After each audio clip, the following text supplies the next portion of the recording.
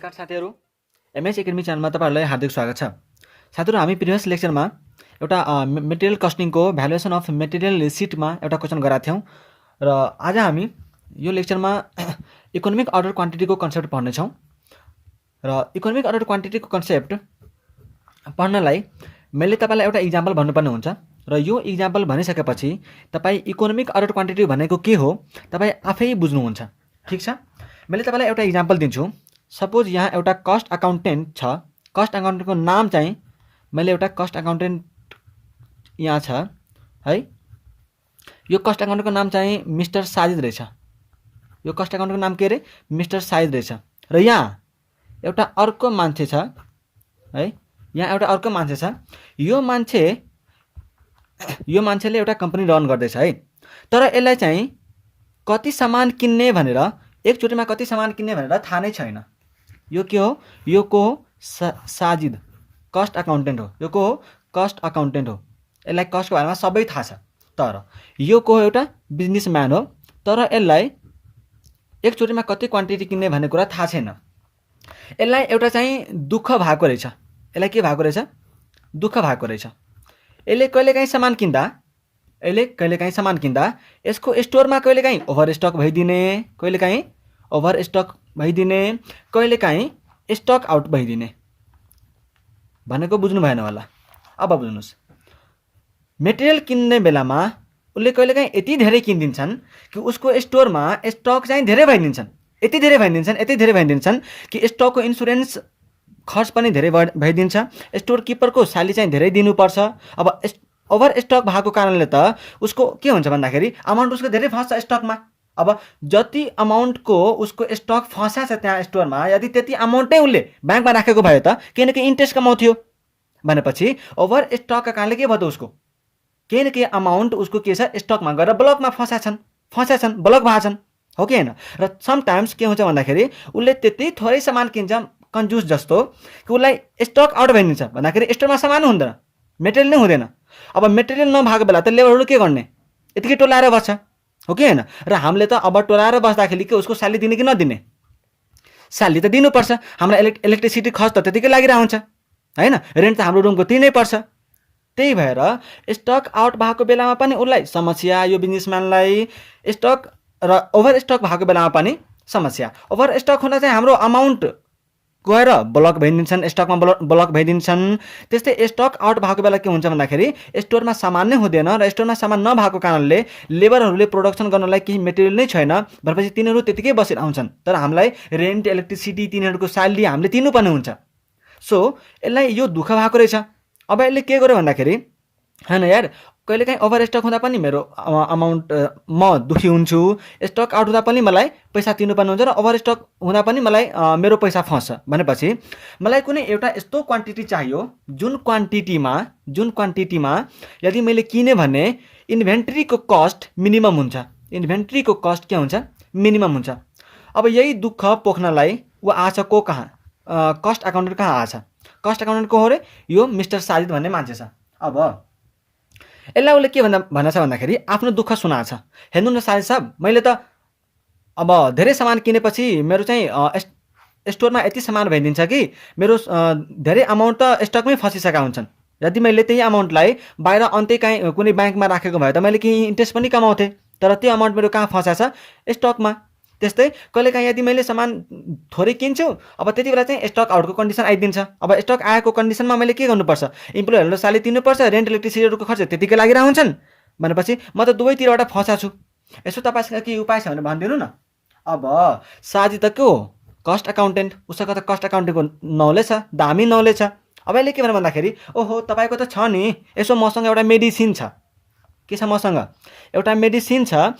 त्यो मेडिसिनको नाम चाहिँ के हो भन्दा इओक्यू। त्यो मेडिसिनको नाम के हो? इओक्यू। त्यसलाई हामी फुल फर्ममा इकोनोमिक अर्डर क्वान्टिटी भन्छौँ। र यो इकोनोमिक अर्डर क्वान्टिटी भनेको के हो भन्दाखेरि त्यो क्वान्टिटी लेभल जहाँ हाम्रो टोटल इन्भेन्ट्री कस्ट मिनिमम हुन्छ। जहाँ हाम्रो टोटल इन्भेन्ट्री कस्ट के हुन्छ? मिनिमम हुन्छ। र यो कुरा हामी अहिले तपाईँलाई विश्वास हुँदैन कि वास्तवमा मिनिमम हुन्छ भनेर। जब हामी क्वेसन गर्छौँ र हामी धेरै भेराइटीका क्वेसन गर्छौँ, तपाईँ त्यो क्वेसन गर्ने बेलामा बुझ्नुहुन्छ कि वास्तवमा इकोनोमिक अर्डर क्वान्टिटी किन्दा हामीलाई कति कस्ट फाइदा हुँदो रहेछ भन्ने कुरा। अहिलेलाई तपाईँ मात्रै के बुझ्नु भन्दा कि इकोनोमिक अर्डर क्वान्टिटी भनेको त्यो लेभल अफ क्वान्टिटी हो, त्यो अर्डर क्वान्टिटी हो जहाँ हाम्रो टोटल इन्भेन्ट्री कस्ट मिनिमम हुन्छ र नत्र हामीलाई ओभर स्टकको कन्डिसन आउँछ, न त हामीलाई स्टक आउटको कन्डिसन आउँछ। ठिक छ। अब यो मैले अब यहाँ के भनेको थिएँ कि यो क्यों भनेको इकोनोमिक अर्डर क्वान्टिटी भनेको के हो अरे, त्यो लेभल अफ क्वान्टिटी, त्यो अर्डर क्वान्टिटी जहाँ हाम्रो टोटल इन्भेन्ट्री कस्ट के हुन्छ, मिनिमम हुन्छ। अब टोटल इन्भेन्ट्री कस्ट त मैले भने के भने, टोटल इन्भेन्ट्री कस्ट त मैले भने। अब यो टोटल इन्भेन्ट्री कस्टमा कुन कस्ट आउँछ त, टोटल इन्भेन्ट्री कस्टमा कुन कस्ट आउँछ त, टोटल इन्भेन्ट्री कस्टमा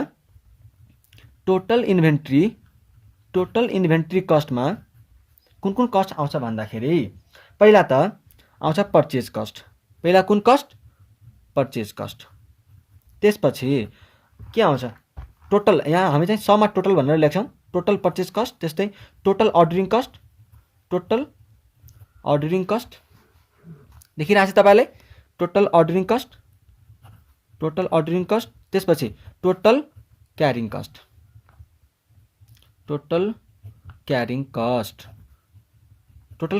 अब मैले के भनेको थिएँ, टोटल इन्भेन्ट्री कस्ट। अब हामी यसका छोटा बुझौँ है त। टोटल इन्भेन्ट्री कस्टमा तीनवटा cost, total purchase cost, total ordering cost र टोटल क्यारिङ कस्ट। पहिला मैले लिएँ टोटल पर्चेज कस्टलाई। अब टोटल पर्चेज कस्ट भनेको के, यो त एकदमै सिम्पल, यो तीनवटा मध्ये सबभन्दा सिम्पल यही हो। टोटल पर्चेज कस्ट भनेको मतलब मैले कति सामान किने, जस्तै मैले सपोज 5000 युनिट लिएँ र पर केजी पर युनिट चाहिँ मेरो यदि 100 रुपियाँ पर्छ भने मेरो पर्चेज कस्ट कति होला त, 5 लाख। यही हो कि होइन? पर्चेज कस्ट भनेको मैले कति क्वान्टिटी किने र कति रेटको दरले पराछ, त्यसलाई मल्टिप्लाई गरेर मेरो के आउँछ, पर्चेज कस्ट।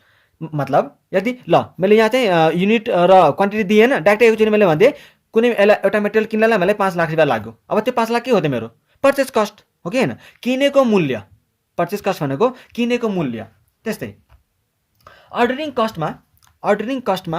कस्टको कुरा गर्ने हो भने त्यो कस्ट जुन कस्ट हामी सप्लायरको पोइन्टबाट हाम्रो फ्याक्ट्रीसम्म ल्याउनलाई लाग्छ। कहाँबाट कहाँसम्म, सप्लायर जहाँबाट हामी सामान किन्छौँ त्यो सप्लायरदेखि लिएर हाम्रो फ्याक्ट्रीसम्म लागेको खर्च के हो रे, अर्डरिङ कस्ट हो। अब अर्डरिङ कस्टमा कस्ता खर्चहरू आउँछन् होला त, पहिला त सपोज मैले अब यसका इक्जाम्पल दिएँ, के दिएँ भन्दा इक्जाम्पल अर्डरिङ कस्टका इक्जाम्पलहरू। जस्तै तपाईँले सामान मगाउँदा के सप्लायरले आफै थाहा पाउँछन् कि यो मान्छेले सामान चाहिएको हो भनेर? आफै थाहा पाउँदैनन्।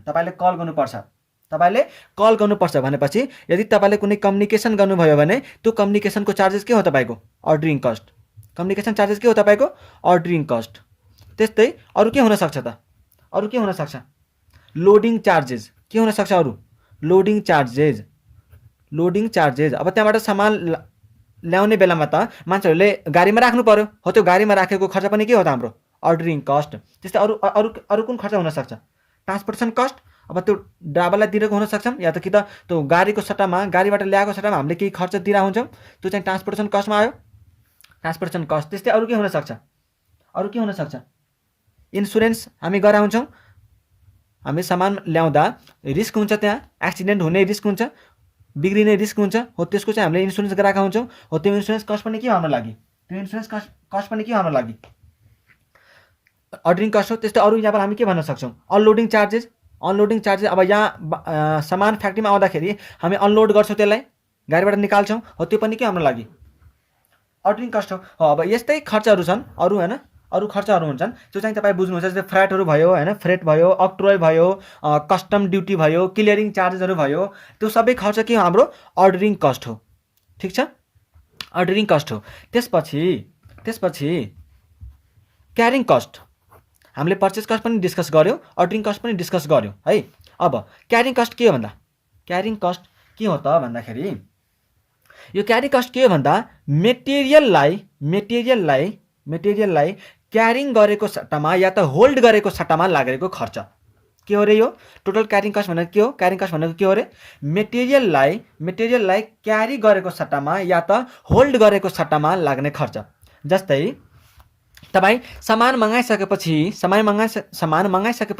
तपाईँले के सामान त्यो बाटोमा राखिदिनुहुन्छ कि त्यतिकै ल मेरो चाहिँ यतिको सामान आयो मैले यसलाई बाटोमा फालिदिएँ यतिकै बाटोमा राखिदिएँ त्यस्तो त पाइन्न तपाईँ के गर्नुहुन्छ त्यसलाई कुनै न कुनै मैले यतातिर हालेँ त्यहाँ ठाउँ नभएर तपाईँ त्यो क्यारिङ कस्ट मैले डिस्कस गर्दै थिएँ क्यारिङ कस्ट होइन यो चाहिँ हामी डिस्कस गर्दै थियौँ। अब यो क्यारिङ कस्ट के भने मैले कि सामानलाई मेटेरियललाई होल्ड गरेको सट्टामा या त क्यारी गरेको सट्टामा होल्ड गरेको सट्टामा या त क्यारी गरेको सट्टामा लागेको खर्च के हाम्रो क्यारिङ कस्ट हो भनेपछि र मैले इक्जाम्पल पनि दिएँ। अब सामान मगाएपछि त तपाईँ त्यतिकै बाटोमा त सामानलाई फालिदिनुहुन्न कुनै न कुनै स्टोरमा राख्नुहुन्छ हो त्यो स्टोरमा राख्दाखेरि तपाईँले के स्टोरमा सामान त्यतिकै त राख्नुहुन्न। अब स्टोरमा सामान राखेपछि अलिअलि सम्भावना के हुनसक्छ कि त्यहाँ लस हुने सम्भावना छ र लस हुन्छ पनि भनेपछि त्यो लस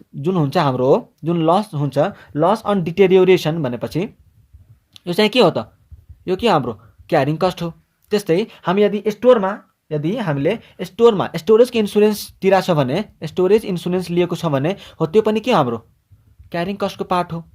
यो पनि के हो हाम्रो क्यारिङ कस्टको के हो रे कस्ट हो। त्यस्तै वेयर हाउसिङ चार्ज हुनसक्छ हामी जुनमा वेयर हाउस बुझ्नुहुन्छ नि जहाँ सामान बेच्नुभन्दा पहिला सामान राखेको हुन्छ नि हो त्यो चाहिँ वेयर हाउसिङ चार्जहरू हुनसक्छ कि सक्दैन हुनसक्छ। त्यस्तै हामीले अरू के खर्चहरू तिर्नुपर्छ होला जस्तै गोडाउनको रेन्ट तिर्नुपर्छ होला यो पनि हाम्रो लागि के हो क्यारिङ कस्ट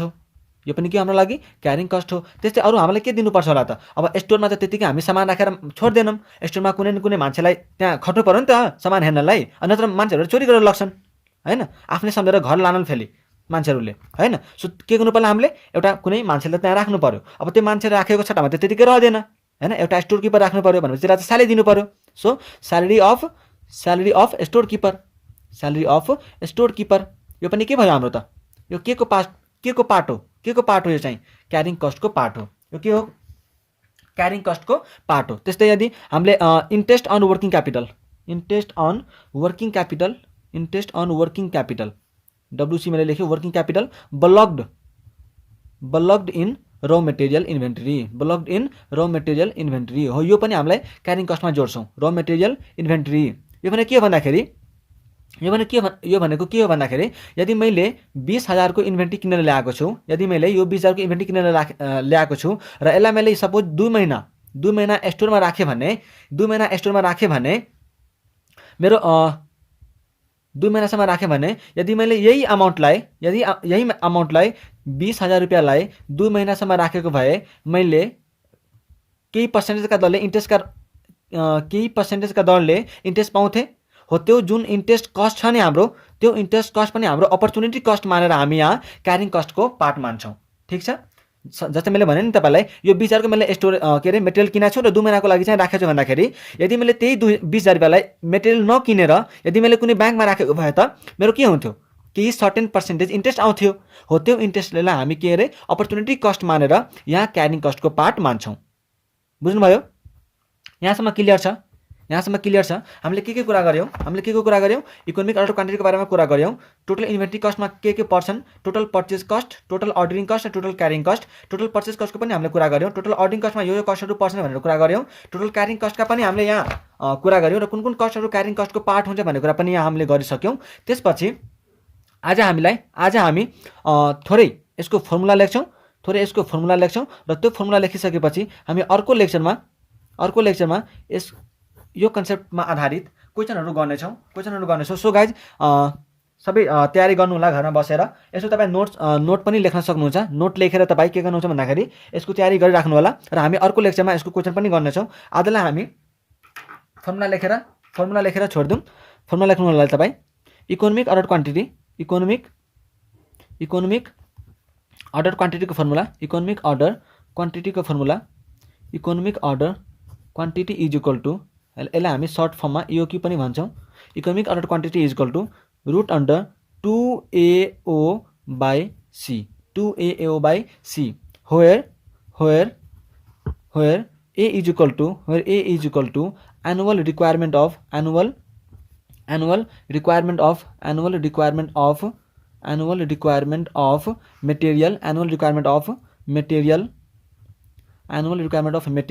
त्यस्तै O is equal to ordering cost per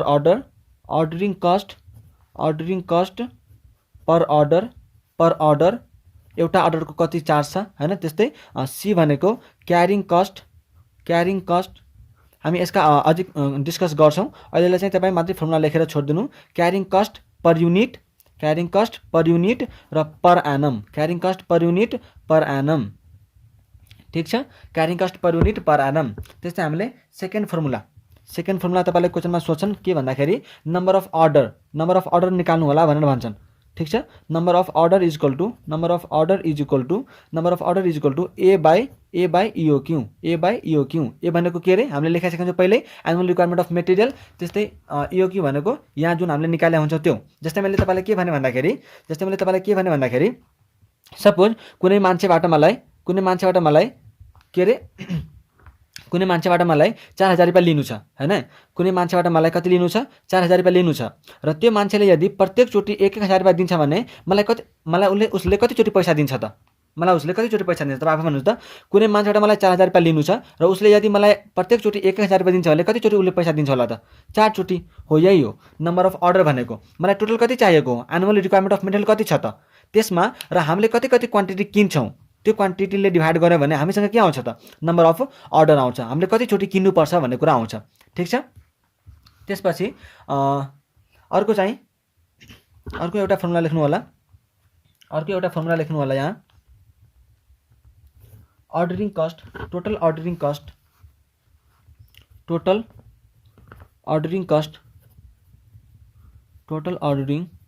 cost is equal to total ordering cost is equal to अब हामीले यहाँ नम्बर अफ अर्डर त निकाल्यौं भनेपछि नम्बर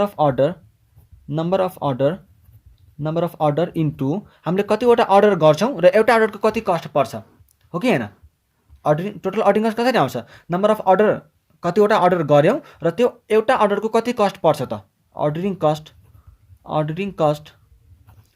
कस्ट पर अर्डर हो कि हैन कतिवटा अर्डर हामीले गर्छौं र एउटा अर्डरको कति पर्छ जस्तै मैले 20 वटा अर्डर गरे र एउटा अर्डरको 100 रुपैयाँ पर्छ भने मेरो टोटल अर्डरिङ कस्ट कति 2000 रुपैयाँ हो कि हैन त्यस्तै नम्बर 4 मा एउटा लास्ट फर्मुला आजलाई हामी यति नै गर्छौं यो फर्मुला लेखेर हामी आजलाई यतिमै छोड्छौं है एउटा लेख्नु होला टोटल क्यारिङ कस्टको फर्मुला र अर्को भिडियोमा हामी यसलाई अलिअलि डिस्कस पनि गर्छौं र त्यसपछि यसका क्वेशनहरु गर्नेछौं ठीक छ त्यसपछि टोटल क्यारिङ कस्ट भनेको 1/2 भनेको हाफ इन्टु ROQ